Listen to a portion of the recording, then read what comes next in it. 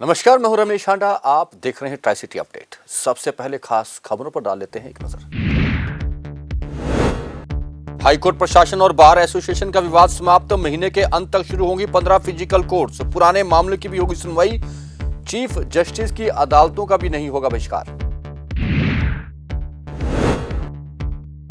और फिर शुरू हुई ठिठुरन। बारिश और शीतलहर ने गिराया ट्राई सिटी का तापमान।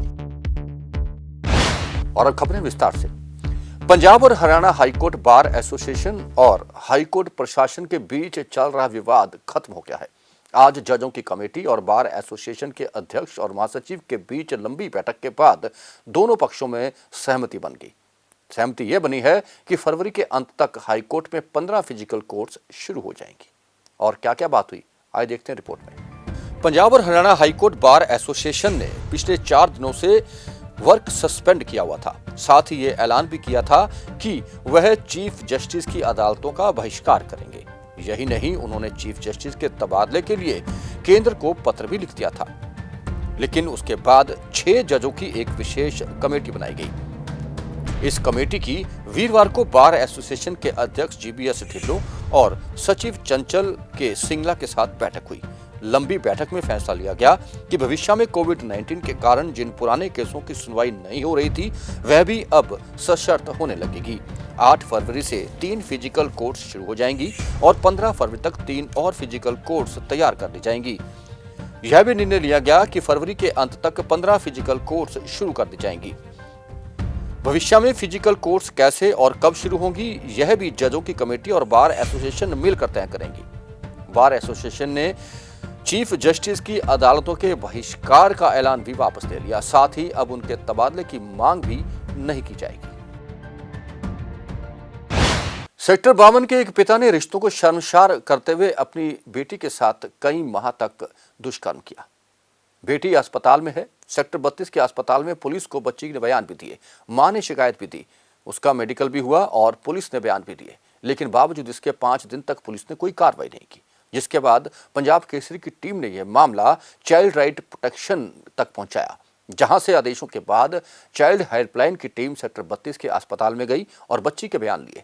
पुलिस को भी मौके पर बुलाया गया और देर शाम पुलिस ने आनन फानन में मामला भी दर्ज कर दिया।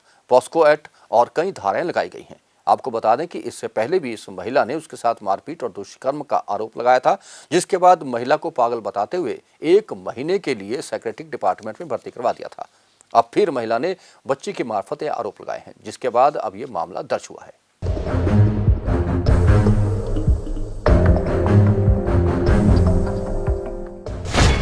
कलयुगी बाप की घिनौनी करतूत। 9 साल की मासूम को बनाया हवस का शिकार। पिता पर लगाए मासूम ने दुष्कर्म के आरोप। कई महीनों से बनाया जा रहा था हवस का शिकार। पुलिस मामला दर्ज करने की कह रही बात।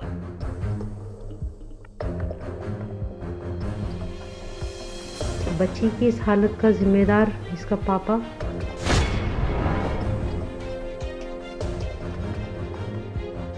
द सिटी ब्यूटीफुल यानी कि चंडीगढ़ आए दिन महिलाओं के साथ मारपीट, दुष्कर्म और रेप जैसे मामले सामने आ रहे हैं। ऐसा ही घिनौना मामला चंडीगढ़ के सेक्टर 52 में सामने आया है, जहां एक पिता पर संगीन आरोप लगाए जा रहे हैं कि कई महीनों से वो अपनी 9 साल की बेटी को अपनी हवस का शिकार बना रहा था। इतना ही नहीं, मासूम की मां ने कई बार इसका विरोध किया और पुलिस को इसकी शिकायतें भी दी, जिसके बाद महिला अपनी पीड़ित बेटी को लेकर सेक्टर 32 के अस्पताल पहुंची और वहां पर मासूम का मेडिकल भी करवाया। महिला और उसकी बेटी 5 दिन से अस्पताल में है और डॉक्टरों द्वारा पुलिस को इसके बारे में सूचित किया गया है। जनवरी महीने में हमारी 3 कंप्लेंट इंचार्ज साहब के पास गई काट चौकी में, पर सब कुछ अनदेखा करते रहे इंचार्ज साहब। 30 जनवरी को हमारी बच्ची की हालत इतनी ख़राब कर दी गई कि हम तुरंत लेकर उसको 32 अस्पताल दौड़े, जहां हालात को मद्देनज़र रखते हुए डॉक्टरों की टीम इकट्ठी हुई और तुरंत बच्ची का मेडिकल किया गया पुलिस को बुलाकर। पर इसके बावजूद भी पुलिस अनसुना करके चली गई यहाँ से। हमें दिलासा दे करके कार्रवाई करेंगे। 32 हॉस्पिटल वालों ने 3 बारी 36 थाने फ़ोन लगाया, जहाँ से कोई जवाब तसल्ली बख्श नहीं मिला और ना ही कार्रवाई की गई। हमें कल छुट्टी मिलने वाली है अस्पताल की तरफ से। आज हमें 5 दिन हो गए हैं और हम फिर उस जगह पर नहीं जाना चाहते जहाँ खतरे ही खतरे हैं, जहाँ हमारी जान को खतरा है। हमें इंसाफ दिलाइए। ये हमारी बच्ची जो अस्पताल में लेटी हुई है बिस्तर पर, बिगड़ी हुई हालत में। क्या है महिला के आरोप? शिकायतकर्ता महिला का आरोप है कि 9 साल की बेटी के साथ उसका पति कई महीनों से दुष्कर्म कर रहा था। उसे इस बात का तब पता चला जब उसका पति आता और बेहोशी की दवाई देकर मासूम के साथ दुष्कर्म कर चला जाता, जिसका उसने कई बार विरोध भी किया और पुलिस को शिकायत भी दी, लेकिन पुलिस ने उसकी शिकायत पर कोई कार्रवाई नहीं की। हमेशा उसे डरा धमका कर भेज दिया जाता था। 24 घंटे क्लोरोफिन छिड़का रहते थे। हम 5 मिनट के लिए बाहर जाते थे तो कमरे में क्लोरोफिन इतनी मात्रा में फैलाई जाती थी कि हम बेहोश हो के गिर जाते थे, जिसकी हम पुलिस के पास बार बार शिकायतें लेकर जा रहे थे। हमारी कोई सुनवाई नहीं हो रही थी। तब हम इसको 32 हॉस्पिटल लेकर आए थे। 5 दिन से अस्पताल में भर्ती। शिकायतकर्ता महिला ने बताया कि पुलिस ने जब कोई कार्रवाई नहीं की तो अपनी मासूम बेटी का मेडिकल करवाने के लिए सेक्टर 32 के अस्पताल पहुंची, जहां उसे भर्ती करवाया गया और अब उसे यहां पर 5 दिन होने वाले हैं, लेकिन अभी तक पुलिस वालों ने उसकी कोई सुध नहीं ली। जांच का हवाला दे रही है पुलिस। महिला की इस शिकायत के बारे में पुलिस से जानकारी हासिल की गई तो पुलिस ने जांच का हवाला देते हुए बात कही और आला अधिकारियों से ओपिनियन लेकर तुरंत मामला दर्ज करने की बात कही जा रही है। बता दें कि सुप्रीम कोर्ट की गाइडलाइन में 18 साल से कम उम्र के बच्चों के साथ अगर दुष्कर्म होता है या आरोप लगते हैं तो पुलिस को तुरंत उसकी शिकायत पर मामला दर्ज करना होता है। बहरहाल पुलिस अभी ओपिनियन लेकर मामला दर्ज करने की बात कह रही है। देखना होगा कि पुलिस इस संदर्भ में कितनी जल्दी मामला दर्ज कर आरोप लगने वाले पिता को गिरफ्तार करती है। पंजाब केसरी टीवी चंडीगढ़ के लिए कुलदीप कुमार की रिपोर्ट। चंडीगढ़ की सड़कों पर, चौराहों पर और सेक्टरों के बीचों बीच हर तरफ किसानों के समर्थन में यूथ शाम को दिखाई देता है। इनके साथ बच्चे, महिलाएं और बुजुर्ग भी होते हैं। यह यूथ किसानों के समर्थन में हर चौक पर होर्डिंग और छोटे छोटे लिखे हुए स्लोगनों के साथ लोगों को आह्वान कर रहा है कि वे किसानों का समर्थन करें। हमने इस आंदोलन में शामिल कुछ यूथ के साथ बातचीत की, जो कि पंजाब विश्वविद्यालय के कई छात्र संगठनों से और शहर की कई संस्थाओं से संबंध रखते हैं। क्या कहा यूथ ने किसानों के विषय में और सरकार के बारे में, आइए सुनते हैं।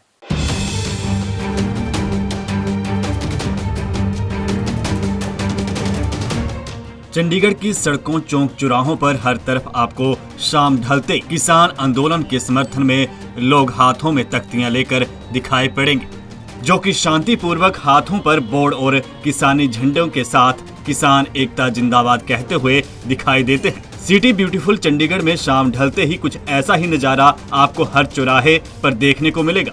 इसमें कोई दो राय नहीं कि अब ये आंदोलन किसान आंदोलन नहीं बल्कि जन आंदोलन बन चुका है, जिसमें अब युवाओं की भी भागीदारी बढ़ती जा रही है। इन युवाओं का किसान आंदोलन को लेकर क्या कहना है, आप खुद ही सुनिए। आई थिंक ऑल ओवर मैं यही कहना चाहती हूँ कि सबको इसके साथ जुड़ना चाहिए। That's my appeal to everyone, because it's not a fight against I mean it's a fight to support your democracy. So if you support the farmers, please you'll be able to really support the democracy which is at risk. We're at a crisis. The country is facing a massive crisis. जी, ये जो सरकार ने unconstitutional तरीके से 3 काले कानून पास करे हैं किसानों के लिए, और ये जो 4 महीनों से एजिटेशन चल रहा है ऑल ओवर, और 2 महीनों से हमारे किसान जो दिल्ली बॉर्डर्स पे बैठे हैं, अब उनको इतना हरासमेंट किया जा रहा है, फोर्टिफाई करा जा रहा है दिल्ली को, स्टेट कैपिटल को, किसानों की कोई बात नहीं सुन रहा है। वो 2 महीने से उधर बैठे हैं, अब उनका इंटरनेट काट दिया है, पानी की सप्लाई काट दी है, जो हम यहाँ से उनको राशनिंग भेज रहे हैं उसके अंदर हमें बहुत दिक्कत आ रही है। ये जो डेमोक्रेसी की मॉकरी बनाई जा रही है, हम उसके एजिटेशन में बैठे हैं क्योंकि ये ह्यूमन राइट्स की वायलेशन हो रही है। तो डेमोक्रेसी में democracy is for the people, by the people, of the people, तीनों ही चीज़ें नहीं हुई हैं। Laws are not of the farmers, they are not for the farmers, they are not by the farmers. Illegally pass किए गए हैं वो हाउस में, तो इन काले कानूनों को वापस किया जाए। तो नंबर कौन देगा? फ़ोन नंबर तो किसी के पास भी नहीं है, फ़ोन नंबर तो मंत्रियों के पास नहीं है, किसानों के पास कहाँ से आएगा? और अगर मोदी ने ये कहा है तो मोदी जी को कहिए ना, वो खुद कॉल करें। उनके हाथ असेसिबिलिटी तो मोदी जी के पास है ना, उनके पास असेसिबिलिटी है, वो फार्मर्स के पास जा सकते हैं। फार्मर्स के पास असेसिबिलिटी नहीं है, उनके पास फ़ोन नंबर नहीं है कि वो उन्हें कॉल करें। जो ये लॉज है उसमें सिर्फ किसानों का नुकसान नहीं है, क्योंकि ये जो एसेंशियल कमोडिटी एक्ट है जिसमें पहले कनक, चावल, ये सारी चीज़ें आती थी, और अगर रेट बढ़ता था इन चीज़ों का तो गवर्नमेंट इंटरवीन करती थी, मतलब हस्तक्षेप करती थी जो हिंदी में बोलते हैं। अब क्या है, गवर्नमेंट ने कर दिया 1 साल में, जब तक जैसे सपोज़ कनक का आटे का रेट आज 30 रुपये किलो है, जब तक उसका रेट 1 साल में 60 रुपये नहीं होगा तो गवर्नमेंट उसमें दखलंदाजी नहीं करेगी। उसके बाद जैसे इस साल 60 रुपये कर दिया प्राइवेट प्लेयर्स ने, कॉरपोरेट्स ने, वो अगले साल 60 का 120 हो जाएगा, उसके बाद 120 से तीसरे साल 240 हो जाएगा। अच्छा, गवर्नमेंट का लॉ ऐसा है, वो कुछ नहीं कर पाएगी। सर पहली गल मैं इक्को गल बोलूँगी, तुसी कहंदे हो साडी कंट्री डेमोक्रेटिक कंट्री है। आर्टिकल 19 क्लॉज ये बोलता है ਅਸੀਂ freedom of speech and expression रखते हाँ, ਅਸੀਂ जाके प्रोटेस्ट कर सकते हैं पीसफुली। कित्थों दा हक है तुसी जाके फार्मर्स नू कुट रहे हो? कित्थों दी डेमोक्रेटिक कंट्री है जिथे पार्लीमेंट सैशन करके, विंटर सैशन करके, विदाउट एनी कंसेंसस तुसी आए there is a no, you pass the bill. कित्थों दा सैशन है? कोई गल नहीं बनती है। चंडीगढ़ में ये नज़ारा आपको हर जगह दिखाई देगा, लेकिन सुबह शाम युवाओं का एक पूरा हजूम इसी तरह सिटी में अलग अलग जगह पर आपको दिखाई पड़ेगा, जिनकी बस एक ही मांग है कि वे किसानों के साथ हैं और जब तक ये आंदोलन चलता रहेगा वे तब तक ऐसे ही शांतिपूर्वक प्रदर्शन करते रहेंगे। पंजाब के टीवी चंडीगढ़ के लिए भागवत सिंह की रिपोर्ट।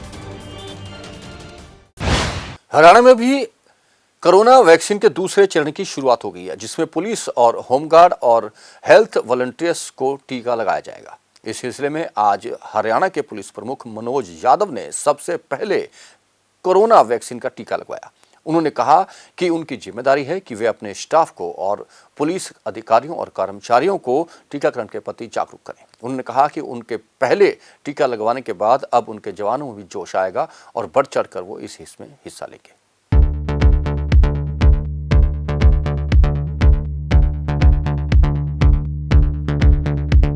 कोरोना टीकाकरण अभियान के तहत आज से हरियाणा में फ्रंट लाइन पुलिस कर्मचारियों का टीकाकरण अभियान शुरू कर दिया गया है। टीकाकरण के पहले दिन पुलिस महानिदेशक हरियाणा मनोज यादव समेत हरियाणा पुलिस के अन्य फ्रंटलाइन वर्कर्स को टीका लगाया गया। पुलिस मुख्यालय सेक्टर 6 पंचकुला में डीजीपी हरियाणा ने टीकाकरण अभियान की शुरुआत की। इस दौरान डीजीपी हरियाणा मनोज यादव ने बताया कि कोरोना वायरस के दौरान मेडिकल ऑफिसर्स ने सबसे आगे खतरे में रहते हुए काम किया और उसके बाद पुलिस कर्मचारियों ने कोविड-19 में फ्रंट लाइन पर काम किया। इसी तरह कोविड-19 टीकाकरण में पहले मेडिकल कर्मचारियों को वैक्सीन टीका लगाया गया और अब दूसरे चरण में हरियाणा पुलिस के जवानों और होमगार्ड के जवानों का टीकाकरण किया जा रहा है। उन्होंने बताया कि दूसरे चरण की शुरुआत में सबसे पहले खुद उन्होंने टीकाकरण करवाया है ताकि पुलिस के जवानों में किसी प्रकार से डर का माहौल पैदा न हो। साथ ही उन्होंने ये भी कहा कि ये टीकाकरण पूरी तरह से सुरक्षित है। उन्होंने बताया कि आज इस टीकाकरण की शुरुआत में हरियाणा पुलिस मुख्यालय में मौजूद सभी आईपीएस अधिकारियों द्वारा भी टीकाकरण करवाया गया है। सबसे पहले जो हमारे मेडिकल वर्कर्स थे, हेल्थ वर्कर्स, उनको क्योंकि वो सबसे ज़्यादा खतरे में काम करते हैं। उसके बाद जो दूसरी लिस्ट ऑफ प्रायोरिटी में फ्रंट लाइन वर्कर्स, और फ्रंट लाइन वर्कर्स में पुलिस, होमगार्ड ये अग्रणी हैं। तो ये इसकी आज शुभारंभ हुआ है और मैंने हरियाणा पुलिस परिवार के मुखिया के रूप में मैंने पहल करते हुए सर्वप्रथम पुलिस अधिकारी हूँ जिसको टीका लगवाने का। उसका मकसद ये है कि एक मैसेज देना तमाम पुलिस फोर्स को और तमाम नागरिकों को, ये वैक्सीन सुरक्षित है और 40 लाख से ज़्यादा लोगों को देश में ये टीकाकरण हो चुका है और इसको देश को कोरोना मुक्त कराने में ये वैक्सीन का बहुत भारी योगदान रहेगा। इस बात को सम्मुख रखते हुए हमने ये इनिशिएटिव लिया है। मेरे साथ हमारे IPS अधिकारी, हमारे DG state vigilance bureau Shri Prashant Agarwal, police मुख्यालय में उपस्थित अन्य सीनियर IPS अधिकारी, DG crime Shri Mohammad Aqil, additional DG administration Shri Arshinder Chawla, additional DG vigilance Shri Ajay Singhal, अन्य सीनियर अधिकारी यहाँ मौजूद हैं। तो हमारा पूरे पुलिस बल को यही मैसेज है कि वो देश और समाज ने हमें प्राथमिकता दी है और हमें ये दे रहे हैं, हम इसकी और आगे सेवा कर सकें, इसके लिए पहले हम टीकाकरण कराएं। इसके अलावा डीजीपी ने कहा कि लॉकडाउन में आमजन को पुलिस का एक नया चेहरा देखने को मिला और यही कारण है कि पुलिस के प्रयासों को राष्ट्रीय स्तर की पहचान मिली। पंजाब केसरी टीवी चंडीगढ़ के लिए ब्यूरो रिपोर्ट। पंचकुला के पिंजौर में बेकाबू ट्राले ने 4 वाहनों को उड़ा दिया। तेज रफ्तार इस ट्राले की चपेट में आने से वाहन तो पूरी तरह से क्षतिग्रस्त हुए ही और एक व्यक्ति ने दम भी तोड़ दिया। पुलिस ने ट्राले के चालक को भी गिरफ्तार कर लिया है। कैसे हुई वारदात, आइए देखते हैं।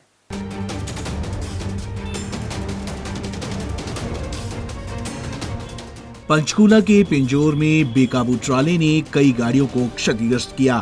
हादसे में एक व्यक्ति की मौत हो गई। पिंजौर की तरफ से बुधवार देर रात आ रहे बेकाबू ट्राले ने कई गाड़ियों में टक्कर मारी और ये टक्कर इतनी जबरदस्त थी कि सभी गाड़ियां क्षतिग्रस्त हो गईं, जिसमें कई लोगों का नुकसान हो गया। वहीं इस मामले पर चौकी इंचार्ज मान सिंह ने जानकारी देते हुए बताया कि हादसे में एक व्यक्ति की मौके पर ही मौत हो गई और 4 लोग बुरी तरह से घायल हो गए हैं।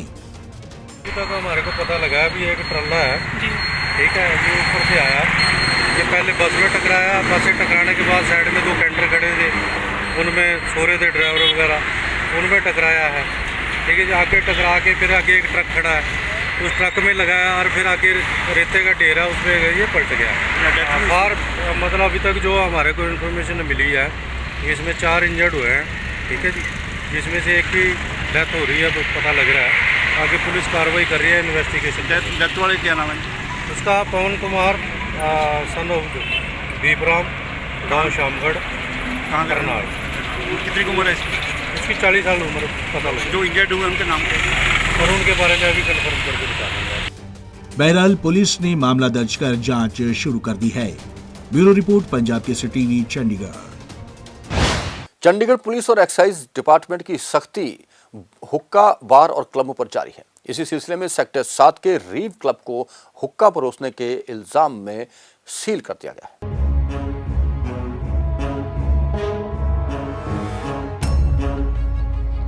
ब्यूटीफुल सिटी चंडीगढ़, जहां पुलिस की इतनी सख्ती के बाद भी शहर में क्लब हुक्का चलाने से बाज नहीं आ रहे।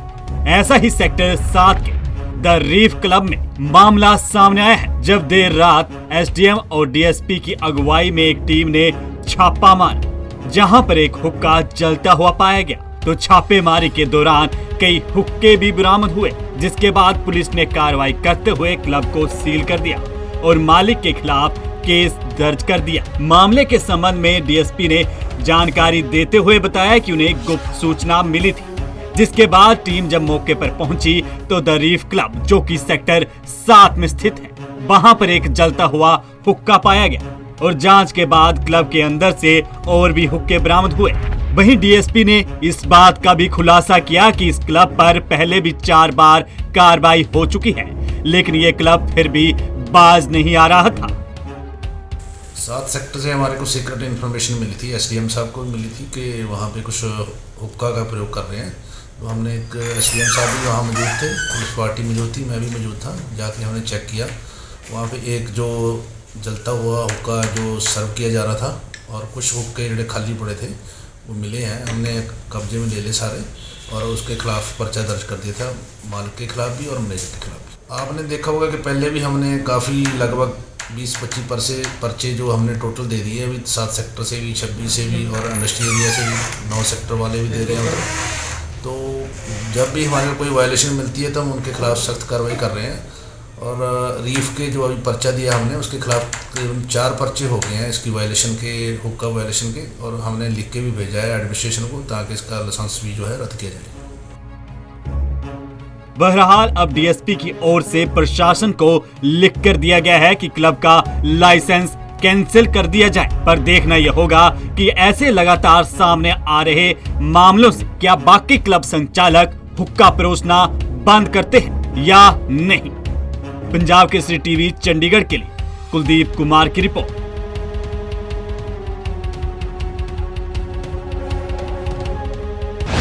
और अब कोरोना अपडेट।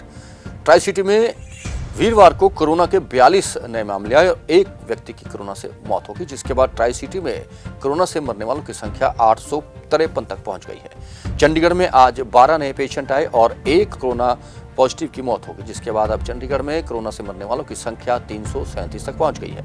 पंचकुला में आज 15 और मोहाली में भी 15 ही नए मामले आए, लेकिन किसी की मौत की सूचना वहां नहीं थी। ट्राई सिटी में कुछ दिनों से अचानक तापमान धीरे धीरे बढ़ता दिख रहा था। बुधवार को यह तापमान 25 डिग्री सेल्सियस तक पहुंच गया था, लेकिन रातों रात अचानक मौसम ने करवट ली, पहाड़ों में बर्फबारी हुई और ट्राई सिटी में शीतलहर शुरू हो गई। सुबह सवेरे से ही बारिश होनी शुरू हो गई थी, जिसके बाद शहर का तापमान लगभग 9 डिग्री सेल्सियस तक गिर गया और रात को भी तापमान सामान्य से कम होने की उम्मीद है। मौसम विभाग की माने तो आने वाले 24 घंटों में भी इसी तरह मौसम में बदलाव देखने को मिलेगा। शहर में आज का अधिकतम तापमान 16.5 डिग्री सेल्सियस और न्यूनतम तापमान 12.6 डिग्री सेल्सियस रिकॉर्ड किया गया। ट्राई सिटी अपडेट में अब तक के लिए बस इतना ही। कुछ और खबरों और जानकारियों के साथ फिर हाजिर होंगे। तब तक के लिए रमेश हांडा को पूरी टीम के साथ दीजिए इजाजत। नमस्कार।